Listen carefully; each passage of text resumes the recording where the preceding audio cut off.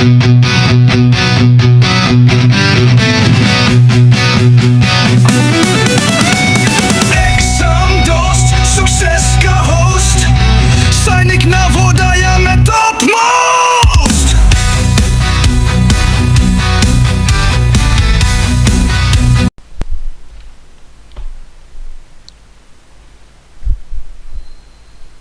Topic में हम विशेषण के बारे में बात करेंगे, उनके भेदों को और उनकी अवस्थाओं को समझेंगे।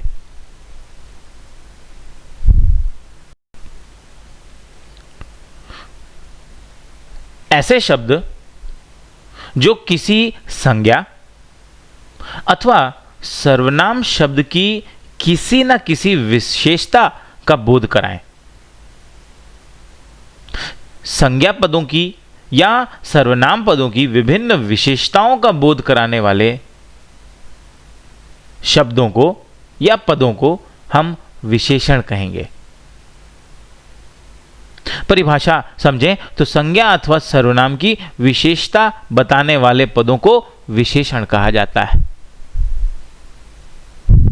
ऐसे शब्द जो संज्ञा या सर्वनाम की विशेषता का बोध करवाए। उदाहरण देखिए, रंग बिरंगी तितली है। तितली संज्ञा है और उसकी विशेषता बताने वाला ये शब्द रंग बिरंगी विशेषण कहलाएगा। स्नेहा ने सुंदर फ्रॉक पहनी है। फ्रॉक संज्ञा है और उसकी विशेषता बताने वाला शब्द सुंदर विशेषण कहलाएगा। पिताजी 7 दर्जन केले लाए हैं। केले संज्ञा है और 7 उसकी विशेषता बता रहा है, या 7 दर्जन तो ये विशेषण होगा। सेब मीठे हैं।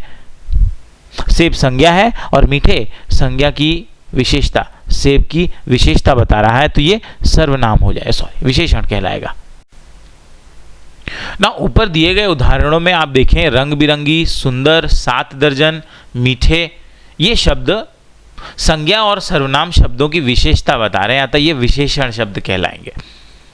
और तितली, फ्रॉक, केले, सेब वे शब्द हैं जिनकी विशेषता बताई जा रही है, इन्हें विशेष्य कहते हैं। तो जिन संज्ञा की या जिन सर्वनाम शब्दों की विशेषता बताई जाती है उन्हें विशेष्य कहा जाता है। जो विशेष्य के पहले लगाए जाते हैं उन्हें विशेष विशेषण तथा जो बाद में लगाए जाते हैं उन्हें विधेय विशेषण कहते हैं। उदाहरण से समझेंगे, स्नेहा ने सुंदर फ्रॉक पहनी है। सुंदर विशेषण है। फ्रॉक जिसकी विशेषता बताई जा रही है वो विशेष्य है, और पहनी है ये विधेय है। विशेषण की परिभाषा के बाद अब देखेंगे विशेषण के भेद एवं प्रभेद। विशेषण के भेद होते हैं, पहला गुणवाचक विशेषण, संख्यावाचक विशेषण, परिणामवाचक विशेषण एवं सार्वनामिक या संकेतवाचक विशेषण। आइए एक एक करके इन्हें समझते हैं। जो विशेषण पद अपने विशेष के गुणों का बोध कराते हैं गुणवाचक विशेषण कहलाते हैं। जो विशेषण शब्द संज्ञा या सर्वनाम के गुण, दोष, रंग, रूप आदि के बारे में बताते हैं, इनका बोध कराते हैं, उन्हें गुणवाचक विशेषण कहा जाएगा। उदाहरण देखिए, पीला गुलाब बहुत सुंदर है। यहां पीला एवं सुंदर गुलाब के लिए प्रयोग किए जा रहे हैं। गुलाब की विशेषता बता रहे हैं, उसका गुण बता रहे हैं कि वो पीला है और सुंदर है, तो वो गुणवाचक विशेषण कहलाएंगे। राधे आलसी लड़का है। कैसा लड़का है? आलसी लड़का है। यहां पर आलसी गुण बताने का काम कर रहा है, राधे का दोष बताने का काम कर रहा है, तो ये गुणवाचक विशेषण होगा। कुछ प्रमुख गुणवाचक विशेषण शब्द गुण या दोष बताने वाले: भला, बुरा, अच्छा, झूठा, उदार, सुंदर। रंग बताने वाले: लाल, काला, पीला, चमकीला। दशा या अवस्था का बोध कराने वाले अमीर, गरीब, पतला, भारी, हल्का। आकार बताने वाले बड़ा, छोटा, चौड़ा, तिकोना, मोटा। ये कुछ प्रमुख गुणवाचक विशेषण शब्द हैं। बुद्धिमान, सुगंधित, सफेद, सुंदर, चालाक, ताजे गुणवाचक विशेषण के उदाहरण होंगे।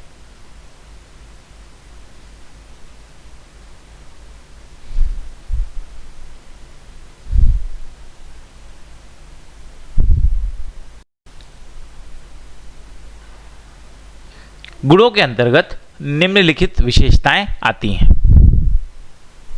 अच्छा, बुरा, बुद्धिमान, बेईमान, मूर्ख, परिश्रमी, आलसी, निकम्मा, तेजस्वी, वीर, साहसी, धैर्यवान, पवित्र, अपवित्र, योग्य, अयोग्य, सत्यवादी, दुष्ट, झूठा, सच्चा इत्यादि गुण बताने का कार्य करते हैं। आकार व प्रकार बताने के लिए छोटा, बड़ा, लंबा, चौड़ा, मोटा, पतला, स्थूल, चौरस, त्रिभुजाकार, आयताकार।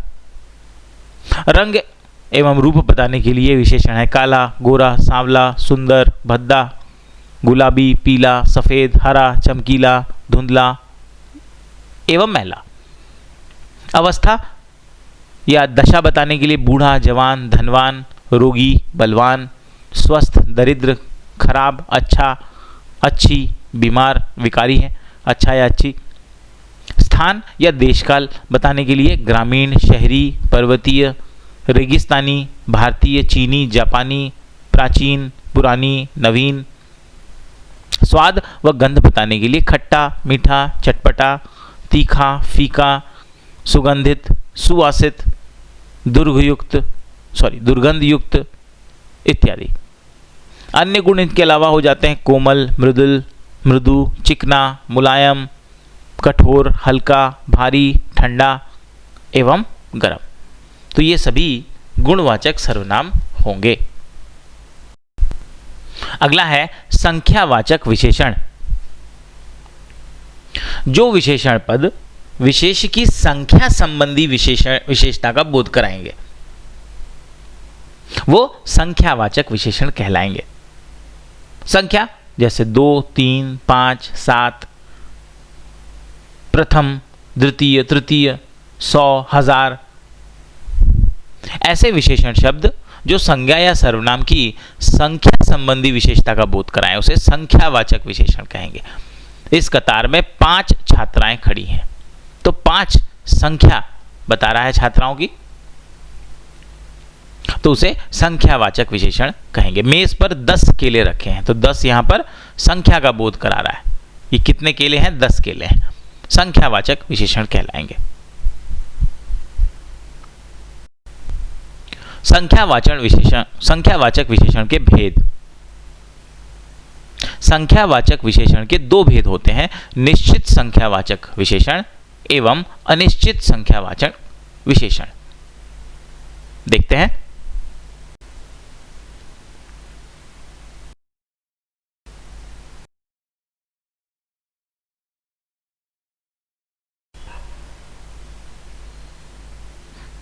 ऐसे शब्द जिनसे विशेष्यों की निश्चित संख्या का बोध होता हो। जिस विशेषण शब्द से निश्चित संख्या का बोध होता है उसे निश्चित संख्यावाचक विशेषण कहेंगे। उदाहरण देखिए, मेरी कक्षा में 40 छात्र हैं। कितने छात्र हैं? 40 छात्र हैं, तो एक निश्चित संख्या है। डाल पर 2 चिड़िया बैठी। कितनी चिड़िया बैठी हैं? 2 चिड़िया बैठी हैं, तो एक निश्चित संख्या की बात हो रही है। तो 40 एवं 2 निश्चित संख्यावाचक विशेषण है।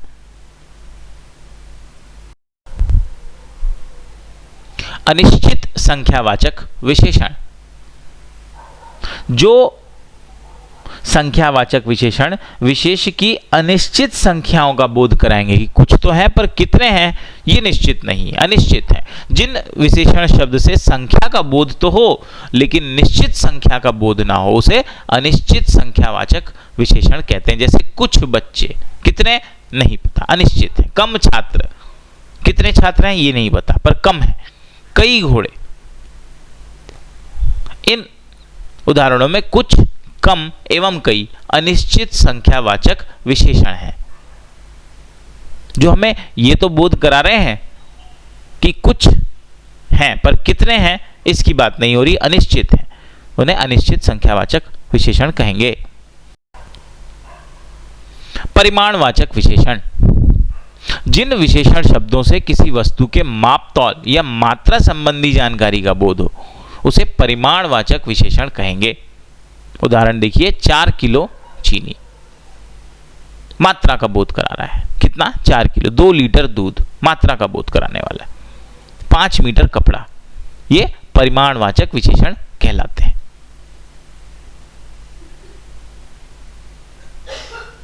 इनके दो भेद हैं, निश्चित परिमाणवाचक एवं अनिश्चित परिमाणवाचक। निश्चित परिणामवाचक विशेषण, जो परिणामवाचक विशेषण अपने विशेष्य के निश्चित परिमाण का बोध कराते हैं, उन्हें निश्चित परिमाणवाचक विशेषण कहते हैं। जो विशेषण शब्द निश्चित मात्रा, मापतौल आदि का बोध कराएं उसे निश्चित परिमाणवाचक विशेषण कहेंगे। जैसे 2 मीटर कपड़ा एक निश्चित मात्रा है, 1 लीटर दूध एक निश्चित मात्रा है, तो उन्हें निश्चित परिमाणवाचक विशेषण कहा जाएगा। अनिश्चित परिमाणवाचक विशेषण, जिन विशेषण शब्दों से निश्चित मात्रा, मापतौल आदि का बोध ना हो उन्हें अनिश्चित परिमाणवाचक विशेषण कहते हैं। जैसे थोड़ी चीनी, मात्रा तो है पर कितनी है निश्चित नहीं है, अनिश्चित है। कुछ खिलौने, अनिश्चित है, इन्हें अनिश्चित परिमाणवाचक विशेषण कहा जाएगा। अगला है सार्वनामिक या संकेतवाचक विशेषण।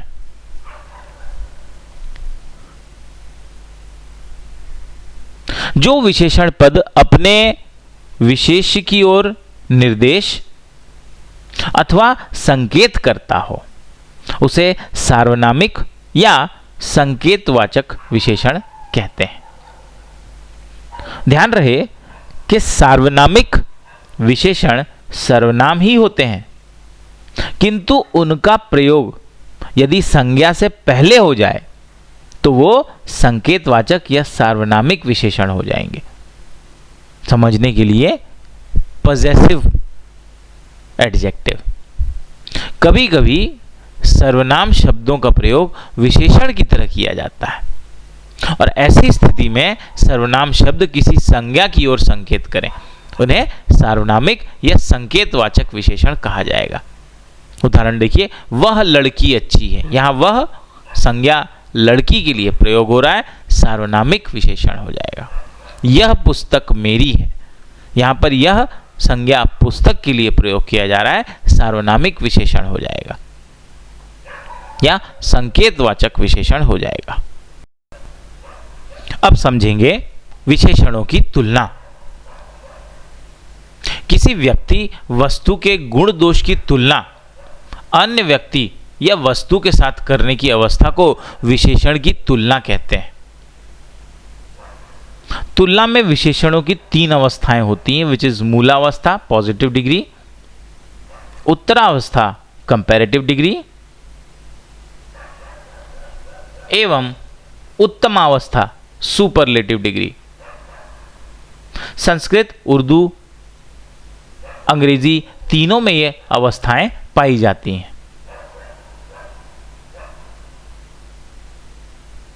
उदाहरण देखिए, रिया सुधा से ज्यादा अच्छी है। यहां हम रिया और सुधा के बीच में तुलना कर रहे हैं। सीता एक सुंदर कन्या है, यहां हम किसी भी तरह की तुलना नहीं कर रहे हैं। उदाहरण से इनको समझते हैं। एक लघु बिंदु है, देखिएगा, प्रविशेषण। कुछ शब्द विशेषणों की विशेषता बताते हैं, उन्हें प्रविशेषण कहते हैं। उदाहरण देखिए, राम बहुत चतुर है। यहां वाक्य में चतुर एक विशेषण है और बहुत उस विशेषण की विशेषता बता रहा है, तो बहुत प्रविशेषण कहलाएगा। मोहन थोड़ा मोटा है, मोटा विशेषण है, थोड़ा विशेषण की विशेषता बता रहा है, विशेषण के लिए आया है, तो ये प्रविशेषण कहलाएगा। सर्वप्रथम बात करेंगे इन अवस्थाओं की। सबसे पहले आती है मूलावस्था। किसी व्यक्ति अथवा वस्तु के गुण दोष में जब विशेषणों का सिर्फ प्रयोग किया जाता है, किसी भी तरह की तुलना नहीं की जाती, तो इस अवस्था को हम मूलावस्था कहते हैं। उदाहरण, वह एक अच्छा व्यक्ति है, कोई तुलना नहीं है, सिर्फ विशेषता बताई जा रही। बलवान आदमी, कोई तुलना नहीं की जा रही। बुद्धिमान छात्र, ऊंचा भवन, यहां इन पदों में कोई भी तुलना नहीं की जा रही, और जब कोई तुलना नहीं की जाएगी उसे मूलावस्था कहा जाएगा। उत्तरास अवस्था या तुलनावस्था, इसमें दो व्यक्तियों, वस्तुओं अथवा प्राणियों के गुण दोष बताते हुए उनकी आपस में तुलना की जाती है, उसे उत्तरावस्था या तुलनावस्था कहा जाता है। उदाहरण देखिए, सीता गीता से अधिक सुंदर है। यहां हम सीता और गीता के सुंदरता की तुलना कर रहे हैं और यह बता रहे हैं कि सीता बेहतर है या सीता अधिक सुंदर है। राम श्याम से अधिक बलवान है। यहां हम राम और श्याम के बलवान होने की तुलना कर रहे हैं और यह बता रहे हैं कि राम जो है वो श्याम से अधिक बलवान है। उत्तरावस्था,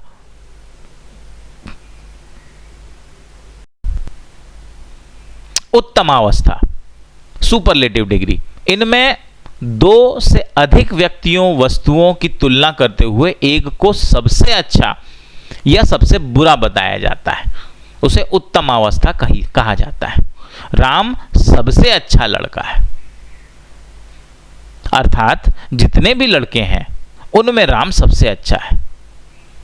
यहां पर वाक्य से हमें यह भी समझ में आना चाहिए कि यहां पर जो तुलना हो रही है वो दो से ज्यादा बच्चों की हो रही है, तो जितने भी सारे लड़के हैं उनमें राम सबसे अच्छा है। राम उत्तमावस्था की ओर संकेत कर रहा है। रिया सबसे अच्छी है, मतलब जितनी भी लड़कियां हैं उनमें रिया सबसे अच्छी है, तो तुलना दो से अधिक लड़कियों में हो रही है। हिंदी भाषा में तुलनात्मक विशेषता बताने के लिए विशेषण शब्दों में तर या तम का प्रयोग किया जाता है।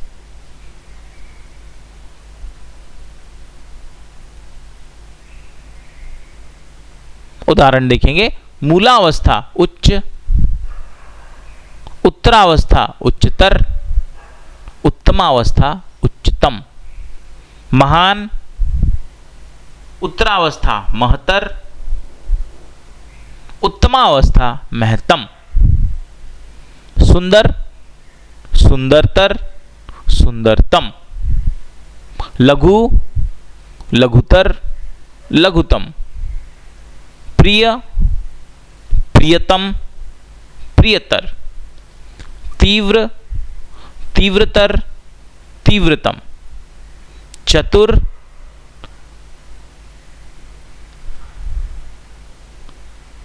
अधिक चतुर, सबसे अधिक चतुर। ये यहां पर थोड़ा आप इसको ध्यान दीजिएगा, पहला चतुर, अधिक चतुर, सबसे अधिक चतुर। श्रेष्ठ, श्रेष्ठतर, श्रेष्ठतम। अधिक, अधिकतर, अधिकतम। कोमल, कोमलतर, कोमलतम। न्यून, न्यूनतर, न्यूनतम। योग्य, योग्यतर एवं योग्यतम। ये विशेषणों की मूलावस्था, उत्तरावस्था एवं उत्तमावस्था के कुछ उदाहरण हैं। आइए देखते हैं विशेषण शब्दों की रचना। कुछ शब्द मूल रूप से ही विशेषण होते हैं, कुछ विशेषण शब्दों की रचना अलग अलग शब्दों से, जैसे संज्ञा से की जाती है, सर्वनाम से की जाती है, क्रिया से की जाती है।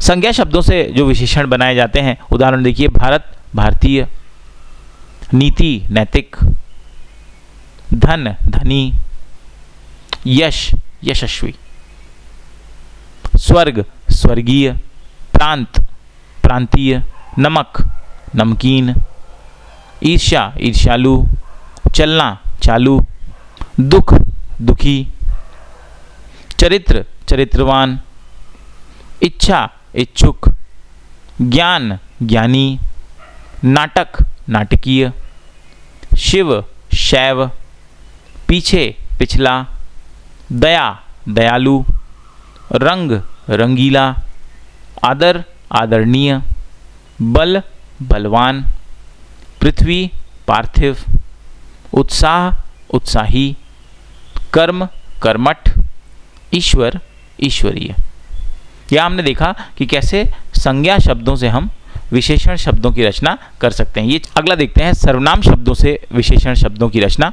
कोई सर्वनाम है, विशेषण कोई सा, जो जैसा, मैं मेरा या मुझसा, हम हमारा, कौन कैसा, वह वैसा, तुम तुम्हारा, यह ऐसा। तो यहाँ हम देख रहे हैं कि सर्वनाम शब्दों से भी हम विशेषण शब्द बना सकते हैं। यहाँ हम देख सकते हैं क्रिया से विशेषण शब्दों की रचना। क्रिया कोई, विशेषण कोई सा। क्रिया भूलना भुलक्कड़, लूटना लुटेरा, क्रिया भागना भगौड़ा, लड़ना लड़ाकू, पीनी या पीना पियक्कड़। अव्यय शब्दों से विशेषण शब्दों की रचना। बाहर बाहरी, ऊपर ऊपरी, आगे अगला, भीतर भीतरी, ऊपर ऊपरी, पीछे पिछला, नीचे निचला,